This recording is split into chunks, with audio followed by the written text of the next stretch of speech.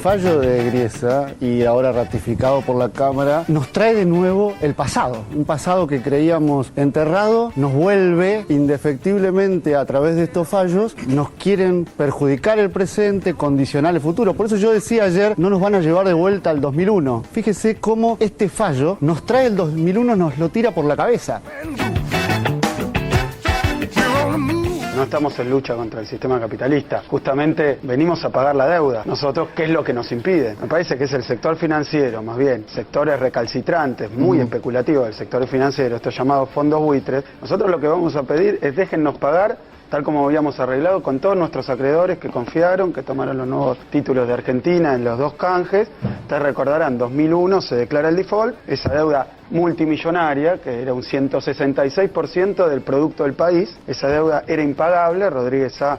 dice no la voy a pagar porque no tenía las reservas para pagarla el país, se corta ahí el pago de la deuda, y después llega este canje, esta reestructuración que hacen Néstor, y ahí lo mostraban a Labaña, que era ministro en ese momento. Ahora habrá que ver cómo se posiciona ante esto, porque claro, ahora parece estar en el club de los endeudadores, pese a decir que era tan bueno desendeudar. ¿Qué tiene de significativo esto? Que de toda esa enormidad de deuda, lo que dice la Argentina es: yo voy a pagar lo que puedo pagar, y me voy a comprometer a pagar lo que puedo pagar, ni más ni menos. Realpolitik con Carlos Maslatón en la mañana de FM Identidad, y bueno, así se comportan los deudores, ¿no? Bueno, gracias amigos. Bueno, ya en realidad habíamos empezado con el pase con Martín Pitón de Contrapunto. ¿Quién escuchamos recién? Kicillof, al ministro de Economía y al viceministro de Economía de nuestro país. Y Lorenzino. Bueno, sí, yo creo que son dos ignorantes y dos mentirosos. Hay que ser un ministro de Economía de un país, ¿no? Y viceministro de Economía. Pero estos son dos mentirosos, dos farsantes, además son gente profundamente ignorante. Uno se pregunta siempre si creen lo que dicen o no creen lo que dicen, y yo creo que se creen lo que dicen, pero es producto del profundo desconocimiento que tienen sobre la realidad financiera y la realidad económica tal cual es. A ver si nos entendemos, señores. Hay un fallo contra la República Argentina, un fallo firme. Ya no tiene más sentido discutir es justo, es injusto, se manejó bien la deuda, se manejó mal la deuda, tendría que haberse tomado o no tendría que haberse tomado. Al margen del gobierno de turno que esté. Al margen del gobierno de turno que esté, que no tiene nada que ver. La República Argentina decidió ir respecto de estos acreedores a juicio y no arreglarlo, decidió ir a juicio.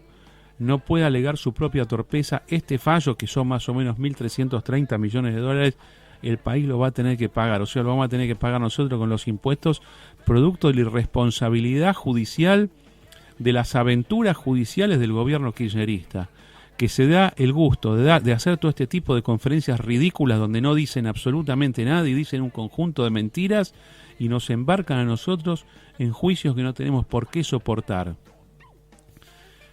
Argentina entró en incumplimiento de sus obligaciones a finales del año 2001. Buena parte de esas obligaciones impagas se fueron arreglando durante el mismo 2002.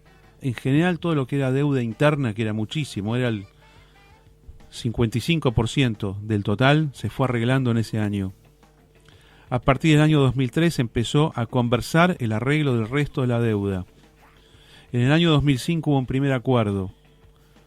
Más o menos el 75% del remanente entró en ese acuerdo. Es decir, gente que voluntariamente, empresas y fondos deciden: yo acepto recibir menos ahora para recibir más después, o acepto cobrar en menor plazo con una quita importante, pero cobro. En el año 2010 se amplió esta oferta y llegó a entrar en el 92% del remanente. El 8% restante no entró. No es obligatorio entrar. Cuando uno tiene un crédito contra alguien que es un Estado, puede decidir acordar con ese Estado una reducción, cuando el Estado decide incumplir, como crónicamente lo hace la República Argentina, o puede decidir reclamarlo, o puede decidir no hacer nada. Hay un 8% de la deuda remanente, se cree que son cerca de 20.000 millones de dólares, que no entraron acá, decidieron no entrar, decidieron litigar. Tienen derecho a litigar. Esto yo lo quiero clarificar bien porque hay mucha gente confundida con la materia. Muchas personas creen que cuando un Estado entra en default, o sea, dice no pago, repudio la deuda, Ese es un hecho soberano que no se puede discutir. Y cree que ese hecho soberano del Estado hace que la deuda se cancele, expire, caduque, que uno no tenga más derecho. Gravísima equivocación. Vos siempre conservás el derecho para accionar. Más aún, estos bonistas, que hoy suman 1.330 de dólares, y que es más o menos el 1% del total, o sea, del 8 que queda, esto es el 1, más o menos, el 1, un octavo. Ellos decidieron ir a juicio. Yo no diría que lo manejaron muy bien. Yo lo vengo siguiendo esto de hace muchos años. Lo manejaron normalmente. Y lo que hicieron los tribunales norteamericanos es manejarlo normalmente. Recién hablamos con Martín Pitón. ¿Cómo empieza la sentencia emitida en el mediodía del viernes pasado, el viernes 23 de agosto? No dicen, Argentina es un país convulsionado, pobre país que no pudo manejar su situación financiera, que fue obligado a tomar deuda, que sufrió por crisis económicas, el corralito, que fue atacado por el mundo. No empieza así. Dice simplemente, este es el caso de un contrato, o sea, de un contrato de préstamo, donde una de las partes se niega a pagar. Y eso es todo lo que dice. Y después continúa con un montón de argumentaciones que son una maravilla desde el punto de vista de lo que es el respeto a las obligaciones que surgen cada vez que uno firma un contrato. Yo saqué un artículo, me lo pidió Infobae, salió en la noche del día viernes, donde digo simplemente los fondos buitres no existen y Argentina va a tener que pagar. Y este es el eje central del problema. Esta construcción argentina sobre lo que son supuestamente los fondos buitres no es aceptada en ninguna parte del mundo, porque en realidad los fondos buitres son nada más que un concepto cultural, pero no son una entidad financiera ni son una entidad jurídica. ¿Qué quiero decir con esto? Cuando un Estado o una empresa emite un título, ese título está suscrito originariamente por alguien. Ese alguien que lo suscribe, vamos a suponer suscribe $1.000.000 o $100.000 o $10.000 a 10 años con tasa de interés del 5%, tiene dos posibilidades: o se queda con ese título en su poder hasta el final y va cobrando en etapas, o al final todo lo que el emisor esté obligado a pagar, o lo vende. Lo puede vender al mismo precio que lo compró, lo puede vender a menos precio, lo puede vender a más precio. Si lo vende a menos precio, está perdiendo dinero. Pero quien lo compra a menor precio sabe, por un cálculo absolutamente matemático y simple, que al pagar menos por ese bono, la tasa de interés implícita que le queda es mayor que ese 5% original. Entonces, por ejemplo, 6, 7, 8, 9, 10, 15, 20%, pero dependiendo del precio al que compre ese título. Cuanto más abajo lo compre, más alta es la tasa implícita, si es que llega a cobrar. Por supuesto, a medida que va subiendo este interés, la probabilidad de cobro es menor. Por eso justamente baja de precio el bono y sube su tasa implícita en el precio. Ahora, el deudor de la obligación, en este caso el Estado argentino, ¿cuánto debe? ¿Debe 5% o debe la variación implícita de la tasa de interés que se va generando a través del tiempo?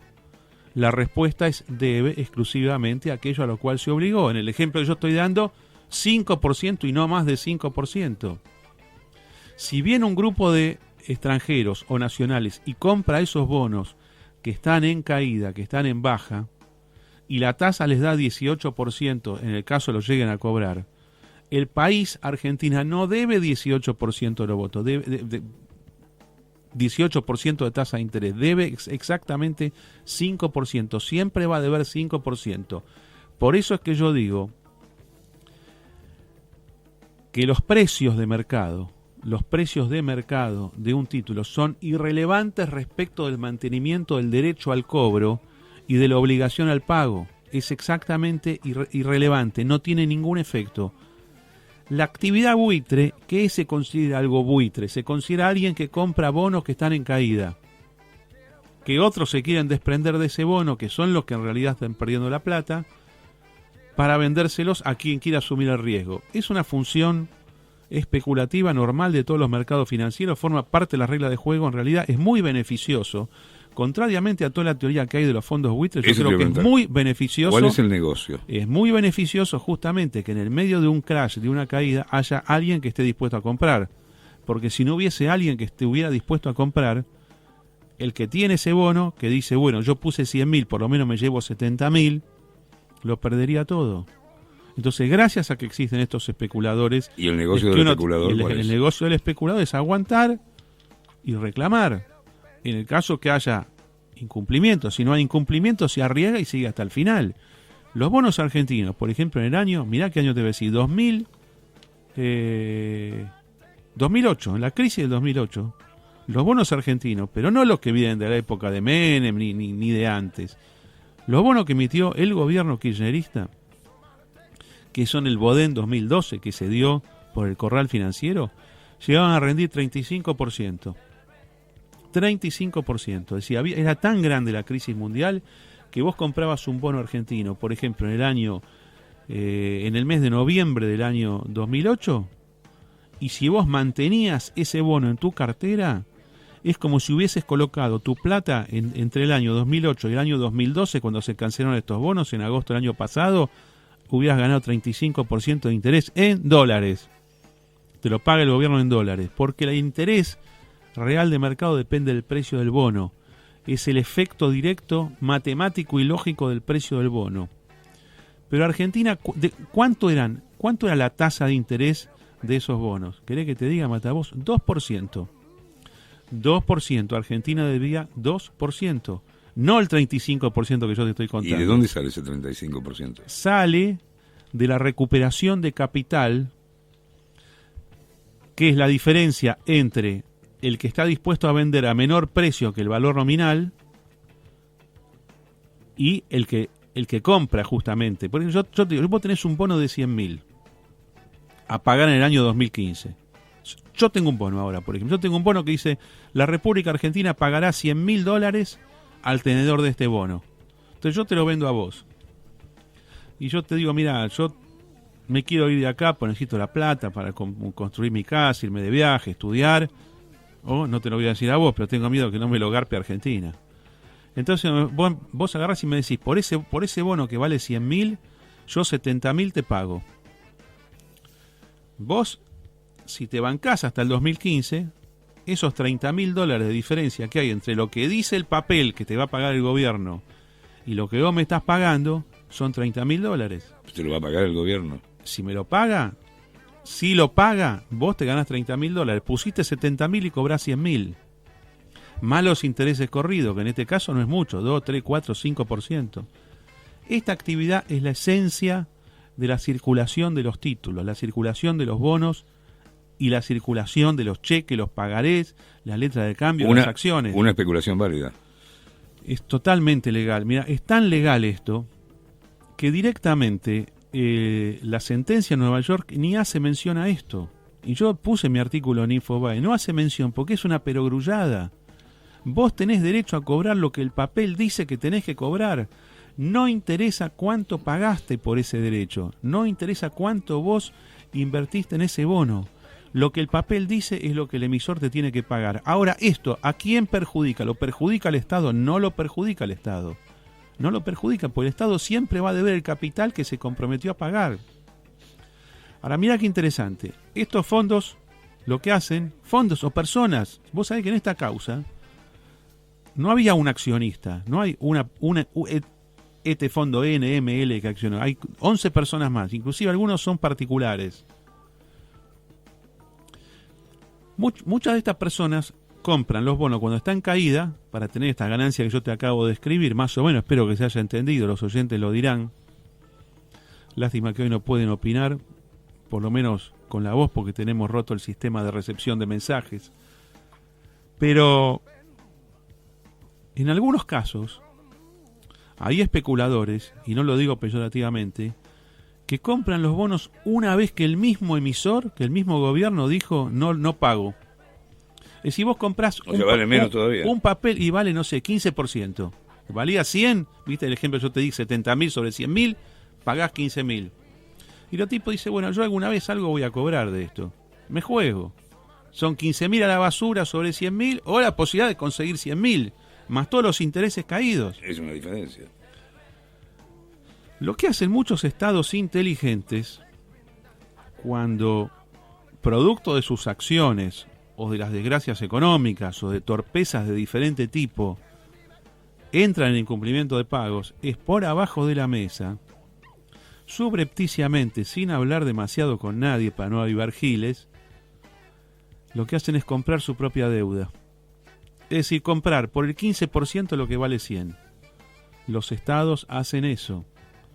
Algunas cláusulas de los contratos dicen que eso está prohibido, que es inmoral, pero se hace igual y no hay nadie que pueda atacar el derecho de un estado a recomprar su propia deuda. Yo hablé en el año 2002, hablé con dualdistas en numerosas oportunidades, tipos que estaban en el Ministerio de Economía.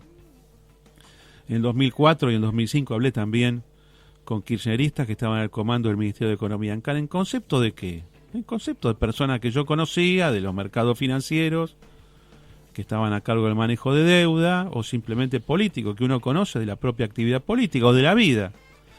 Yo les decía, pero escúcheme, ¿no es momento para Argentina de ir con las reservas y recomprar la deuda mucho más barata y sacarnos esta lacra de obligaciones para siempre? No en todo, porque es imposible todo, pero 1% al comprar 30-40% la deuda. ¿Por qué no hacen eso? No, Duhalde no quiere. No, Kirchner no quiere. ¿Pero cómo no quiere? No, porque dice que eso es regalarle plata a los financistas. Pero yo digo, pero es exactamente al revés, es quitarle a los financistas la posibilidad de que cobren el 100%. Vos te estarías ahorrando. Estos señores es lo que tendría que haber hecho el país, recomprar su propia deuda, hacer ofertas en el peor momento de la Argentina. No hubieran existido los juicios. En el peor, hubieran existido pero marginalmente, pero te hubieras ahorrado un montón de plata, una cantidad descomunal. ¿Qué hicimos en cambio? Fue renegociar la deuda y patearla para más adelante, seguir trasladándola hacia futuras generaciones. Yo creo que esto que yo te estoy contando, Matavos, que es justamente la recompra de la propia deuda, para mí que no lo entienden, los personeros del gobierno no entienden lo que es esto, porque además, no entienden cómo funciona un bono. Está muy impregnado de ideología todo esto ahora, ¿no? Sí, pero vos fíjate, si yo soy liberal, pero vamos a suponer que yo fuera comunista, soy comunista fascista, en lugar de ser liberal soy comunista fascista. Sé que tengo esta obligación. Lo que yo haría justamente para reventar a los especuladores y a los fondos buitres es haber comprado mi propia deuda y que se queden con las ganas, que no tengan la posibilidad de hacer esa recuperación. Y yo como Estado me ahorro un montón de plata. ¿Viste que yo te dije que el Estado queda atrapado, que queda limitado exclusivamente a aquello a lo cual se obligó, que es el capital, los intereses que se obligó, independientemente de que el bono después de 80% de tasa paga el 5% en el ejemplo que yo te di? Bueno, la única manera que el Estado tiene de deber menos de lo que se obligó es recomprando la deuda en el mercado que se llama mercado secundario. Esto es lo que hay que hacer. ¿Qué hizo Argentina? Le pareció divertido, como todos los operativos de prensa que se hacen acá, inventar una causa que no existe, que es la causa de los fondos buitres.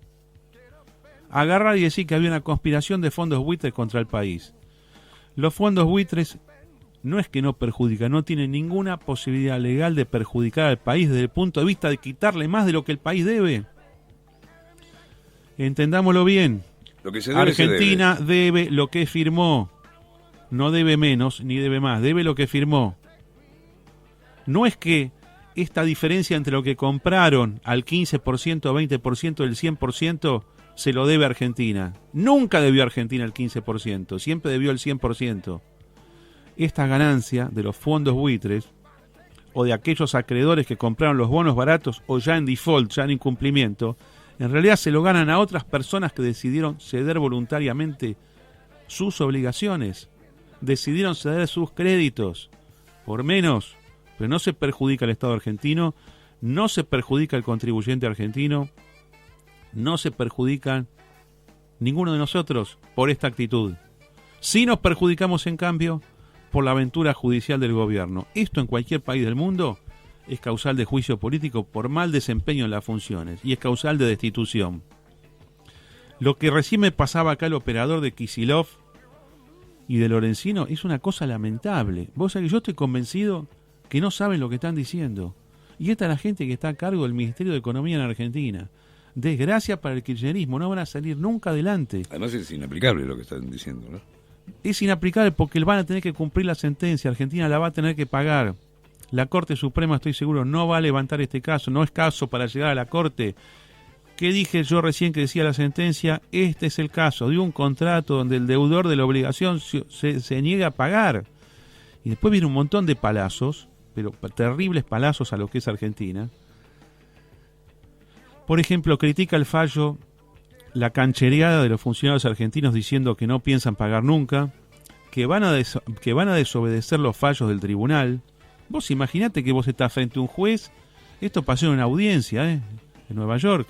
El abogado de Argentina le dijo, bueno, la República Argentina es un yanqui el que dijo esto, un abogado norteamericano, pobre tipo, tener que dar la cara por semejante mamarracho. Dijo, bueno, cualquiera sea la sentencia de este tribunal, el país va a desconocer las obligaciones impuestas. Imagínate lo que es decirle eso a un juez. Finalmente, Matavoz y amigos oyentes... Antes que sigas con este tema, adelante, ¿no? ¿Qué consecuencias nos trae todo esto? Además de tener que pagarlo, obviamente. Bueno, te voy a decir varias cosas al respecto. Inmediatas, inmediatas. Primero que nada, esto está pelado. Algunos dicen que la Corte se va a expedir, la Corte Suprema, recién a fin del año que viene. Yo no sé cuándo se va a expedir. Veo que hay un montón de gente que imagina cosas, que dice cosas que no tienen nada que ver con la realidad. Por ejemplo, mira, inclusive economistas que han hablado acá con nosotros desde febrero, desde que está este programa en el mes de enero, yo les pregunto varias veces, yo les quiero decir a todos, me hice bastante el boludo este año con este tema, porque sé que mi posición es impopular, pero sé que es legal. Cada vez que un economista de los que entrevistamos me decía, no, eso no va a salir desfavorable a Argentina, yo dije, bueno, digan lo que quieran. Yo siempre estuve seguro que esto iba a salir así. Las obligaciones hay que pagarlas, no tiene escapatoria el país. Una de las mentiras que se difunden es que si Argentina paga esta deuda de los 1.330 millones, se va a tener que revisar la causa del 92% que recibieron menos. Esto es mentira. No es así. No es así. Si Argentina voluntariamente abriera los canjes al 8% restante y le diera más dinero que en los casos anteriores, que en el 92%, ahí sí podrían reclamar. Pero como es un juicio, este juicio obliga al país a pagar a los que hicieron juicio, no a los que no hicieron juicio, y mucho menos a los que aceptaron reducciones en sus créditos en el año 2005 y el año 2010. Así que desde ese punto de vista no hay ningún peligro. Como plata no es nada, el país lo puede pagar perfectamente. Pero además de esto, la ganancia del país por sacarse este problema de encima es enorme. El efecto multiplicador de pagar 1.330 millones de dólares que no los quiere pagar porque no se le da la gana, vos sellando eso, el país sale para adelante, la economía sale para adelante. O sea que en realidad, mira lo que te voy a decir, es una inversión. ¿Por qué, Carlos? Y porque el país está considerado un país pirata del mundo. No se puede salir a pedir plata afuera para nada. No se puede pedir nada, con esto sí podés pedir. Pero además la imagen del país, o sea, ¿por qué hay pocas inversiones? ¿Por qué se van las inversiones de Argentina? A ver si nos entendemos, se va del país la gente, no quiere invertirle a este gobierno porque incumple todo. Está quedando como un país de ladrones. Miren, una cosa es la ejecución de un deudor, de un delincuente, de un estafador o de alguien que no puede pagar, un particular que no puede pagar, que lo ejecutan. Acá están ejecutando a un Estado. Nos definieron como recalcitrante. Pero ¿no? ese Estado recalcitrante son términos de la sentencia. Pero ese Estado no es Uganda, no es el Congo, no es Somalia, es la República Argentina. Más Canadá y Australia que el Congo. Nos comparamos con Canadá. Es una vergüenza. Es decir, que un país se haya llevado a un juicio por una deuda de este tipo es una vergüenza, es un descrédito internacional. Cuando un país de nuestras características, que no somos lo peor del mundo, tampoco lo mejor, pero no somos lo peor, es más, podemos ser lo mejor si nos decidimos. Para mí somos lo mejor del mundo. ¿Cuántas veces lo he dicho aquí? El país es excepcional, pero no voy a hablar de los recursos naturales, de la gente, de la fuerza que tiene el país. Lo que tiene malos gobiernos, pero el país es muy bueno. un país de las características históricas, culturales, económicas de Argentina, que sea llevado a juicio en la Plaza de Nueva York, es una vergüenza, es un deshonor. ¿Cómo vas a hacer una cosa así? Pagá lo que debés, no es nada, son 2 mangos. Que se dejen de joder estos tipos. Son atinadas la palabra Axel Kicillof, textual. Déjennos pagar como habíamos arreglado con nuestros acreedores. Pero, ¿qué está diciendo Kicillof? Abogado no es, él no entiende que fue a juicio. Es decir, es como vos tenés una sentencia en contra y le decís, no, señor juez, mire. De chamullo lo quiere hacer. Esto es mucho, yo quiero pagar menos. Bueno, pero el juicio dijo otra cosa. Señores, está cerrado el tema. La quiere ganar de chamullo, digamos. Está cerrado el tema, no hay ningún chamullo posible. Además, todos los días que pasan hay más intereses para pagar.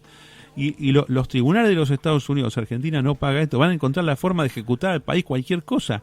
Han sido demasiado contemplativos durante los años de la supuesta crisis. Que ya no hay crisis porque el mismo gobierno dice que no hay crisis. Ese argumento fue usado, no está en la sentencia. Miren, es muy importante entender esto. La sentencia básicamente dice que Argentina tiene que pagar porque el contrato dice que tiene que pagar.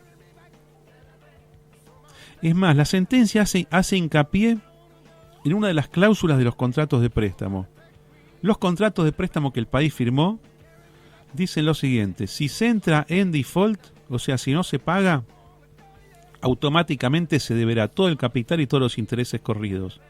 O sea que es contrario a la pretensión política del Congreso argentino del año 2001-2002 y es contrario a la cultura media que rige en el sistema político argentino.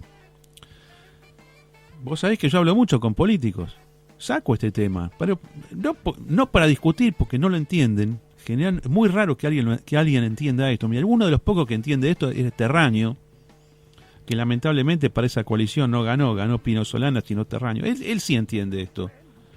Pero, por ejemplo, Carrión no lo entiende. Habla con gente del PRO, no saben qué cosa les está diciendo. No, además no queda políticamente correcto decir que vamos a pagar. Bueno, pero, ok, vamos a suponer que yo digo, no, para las encuestas, no voy a pagar. Hay una ilusión en el sistema político argentino que dice, que yo te la voy a traducir así. Yo digo que no pago y no debo más nada. Se borra la obligación porque yo digo que no pago. No se borra la obligación. La sentencia emitida el viernes 23 al mediodía en Nueva York no dice nada de la crisis económica argentina. Absolutamente nada. No dice nada de las posibilidades o no posibilidades del país. Dice simplemente, esto se debe porque está escrito en el contrato que se debe.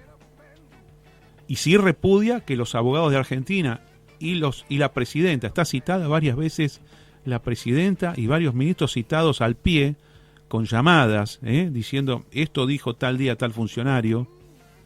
Todas las canchereadas que se mandaron están en el expediente.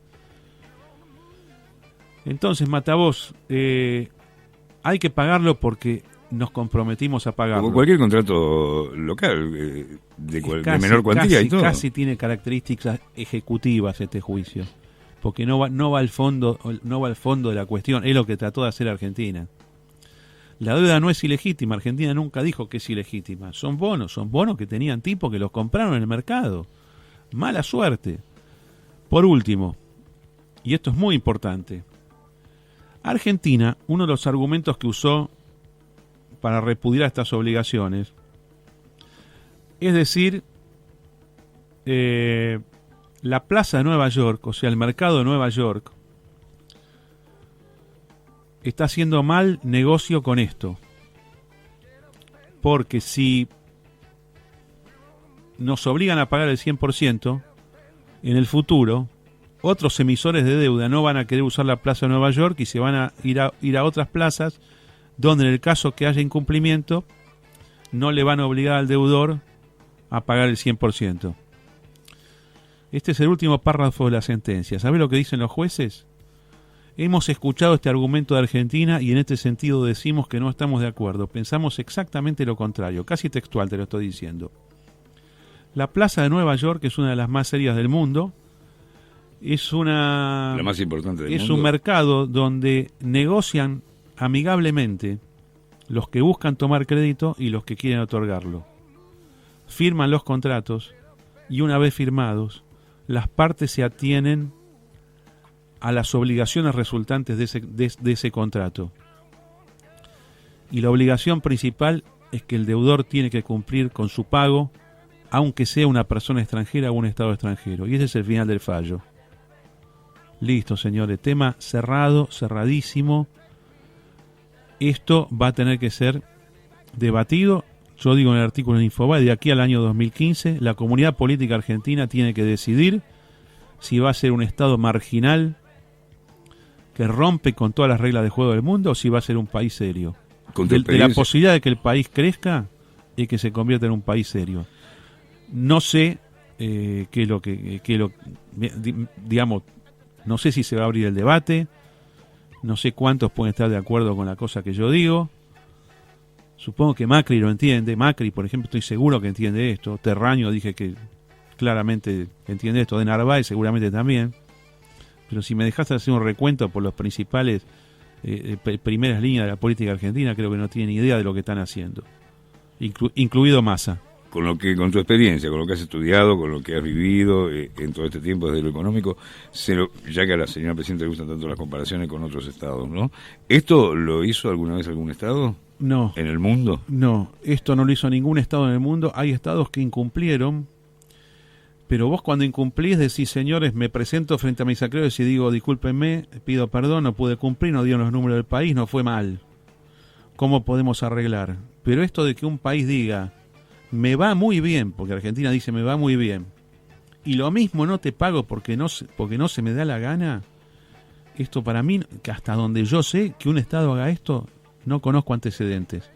Lo que yo he leído nunca lo vi por ningún lado. De hecho, en los últimos 40 años, que son los años en los cuales llevo leyendo diarios, nunca lo vi.